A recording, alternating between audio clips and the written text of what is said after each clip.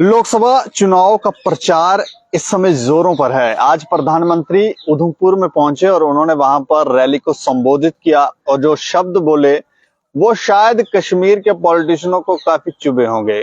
कुछ यहाँ जम्मू के भी पॉलिटिशियन है, चुभे तो जरूर होंगे, क्योंकि जिस तरह से उन्होंने यहाँ पे गुंडागर्दी मचा रखी थी वो 370 हटाकर प्रधानमंत्री ने वो गुंडागर्दी समाप्त कर ली है। तो इसलिए परेशानी तो बहुत सारी है, लेकिन कुछ पॉलिटिकल पार्टीज आजकल ये प्रचार करने में लगी हुई हैं।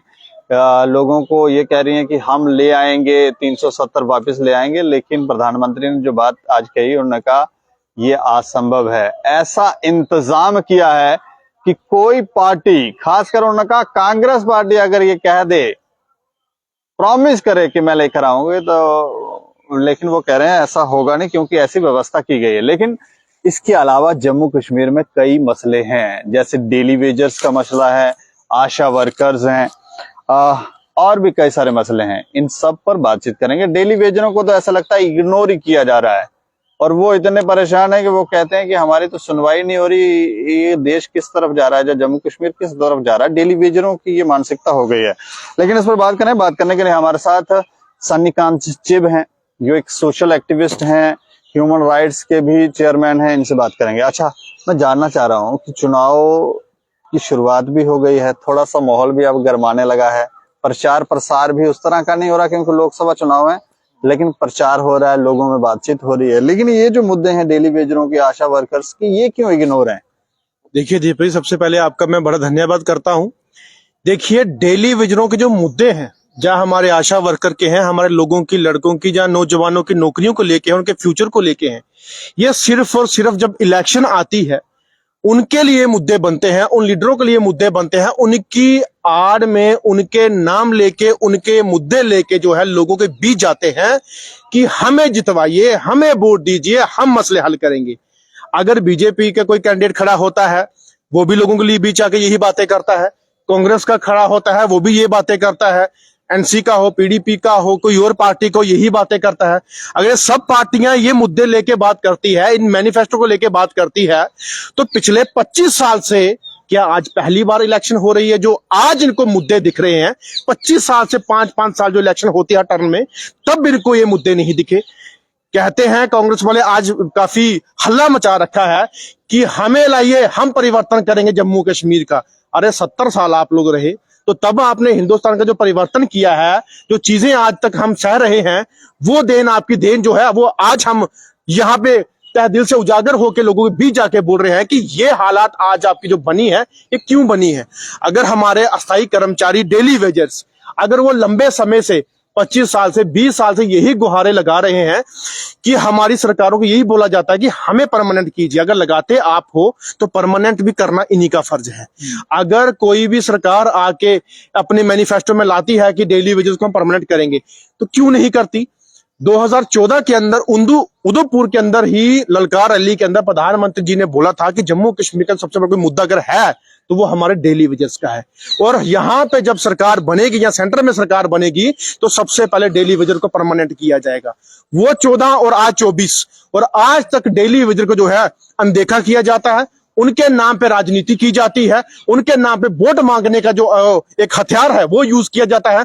मैंने खुद दिल्ली में जाके एक बार नहीं 5-10 बार जाके, चाहे वो प्रधानमंत्री का ऑफिस हो, चाहे वो होम मंत्रालय हो, चाहे वो राष्ट्रपति का भवन हो, चाहे वो जंतर मंतर का वो प्रोटेस्ट करने का वो एरिया हो, मैं हर जगह बैठा और डेली वेजर्स की लड़ाई जो है वो लड़ी और लड़ता रहूंगा जब तक इंसाफ नहीं मिलेगा। हमारे एमपी कैंडिडेट, वो किसी भी पार्टी को, मैं एक पार्टी को नाम नहीं दूंगा, वो आज की डेट में वोट मांगने के लिए नाच रहे हैं, लेकिन 5-10 साल से, 15 साल से, 20 साल से उन कैंडिडेट के साथ कभी ना बैठे होंगे, ना उनका साथ दिया होगा। ये मेरे पास प्रूफ है कि जो कि हमने प्राइम मिनिस्टर ऑफ इंडिया को एक मेमोरेंडम सौंप के दिया था, जिसके चलते रिसीविंग है मेरे पास, जो कि आज तक ये पता नहीं डस्टबिन में पड़ी है या किस तरीके से पड़ा है। ये जो प्रूफ है हमारे पास, ये आज मैं दिखा रहा हूं परेशान होके कि प्राइम मिनिस्टर को भेजा आपने? जी बिल्कुल, और ये होम मिनिस्टर ऑफ इंडिया है, ये हमने उसको भी दिया है। उनको भी भेजा है रिसीविंग। ये मैंने वहां से भी रिसीविंग लाई है कि हमारे डेली वेजेस के लिए कब इंसाफ होगा। और जब मैं होम मिनिस्ट्री के अंदर जाता हूं और उनसे उनके अधिकारियों से मिलता हूं तो वहां पे बोलते हैं कि आपके जम्मू कश्मीर के जो चीफ सेक्रेटरी हैं उनको हमने फॉरवर्ड किया हुआ है, तो आपको जल्दी ही रिव्यू मिलेगा।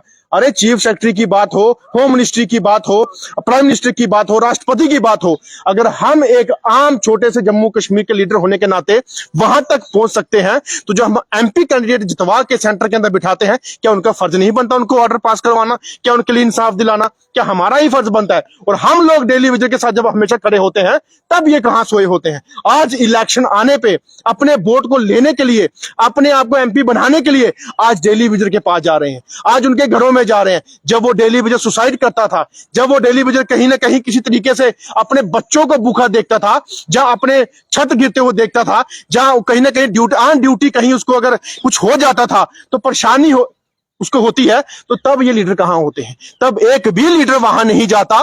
तब सोशल एक्टिविस्ट, जहां हमारे सोशल काम करने वाले, जहां जैसे मीडिया कर्मी भाई उनकी सुध-बुध लेने के लिए वहां जाते हैं, तब ये बड़े बड़े नेतागण वहां नहीं आते। मैं बार बार यही चीज बोलता हूं कि बरसात में निकले हुए मेंढक जो बरसात में आते हैं, ये वैसे ही वो लीडर है जो बरसाती मेंढक है। और लेकिन अगर आपको, मैं जनता को और पब्लिक को यही बोलना चाहता हूं, क्या आप लोग इन्हीं को ही बार बार चुन के लाएंगे?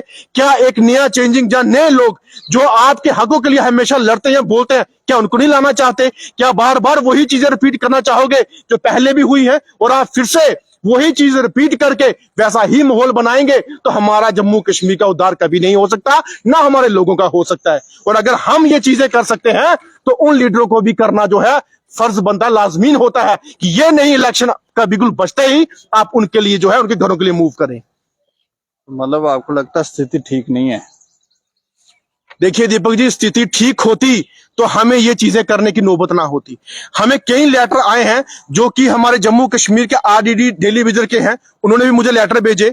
एक आपके वाइल्ड लाइफ के हैं, उन्होंने भी मुझे भेजे मेरे नाम पे। एक हमारे स्टेट डिपार्टमेंट के हैं, उनके ऑर्डर निकले हुए, उन्होंने भी मुझे भेजे। मुझे बताइए, अगर ये चीजें हम लोग ऑन पेपर ऑन ग्राउंड कर रहे हैं तो ये नेतागण कहां सोए थे?